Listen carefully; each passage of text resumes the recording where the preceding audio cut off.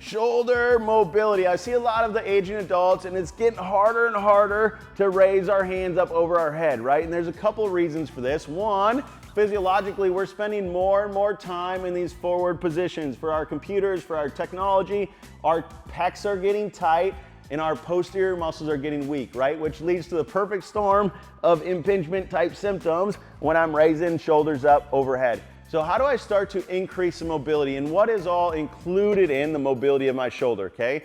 There's a lot of different muscles that across the shoulder joint that give me function, and they support the scapula, they create the bicep, right? All of those muscles attach through the shoulder complex, which make it very, very complex. But the things that we do know, if I have tightness down my arm, right?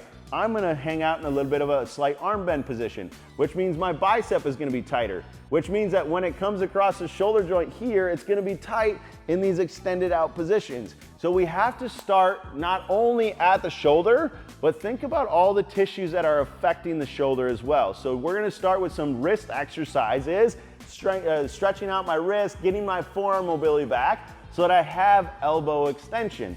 Now, once I have elbow extension, how do I start affecting shoulder? So now going to positions where my arm is posted up and I'm starting to drop my chest. Now I can work on passively and actively regaining shoulder mobility, because if I just go here, actively, that's as far as I can get. I cannot get any farther without some sort of passive help to get it there. So you got bands, you've got bars, you can post up on stuff, use it for mobility, right? I just have to relearn how to get into that position versus actively just trying to raise but not be successful in getting there, okay? So I've got forearm stuff. We've stretched out forearm, we've stretched out elbows, get my mobility back from the lower.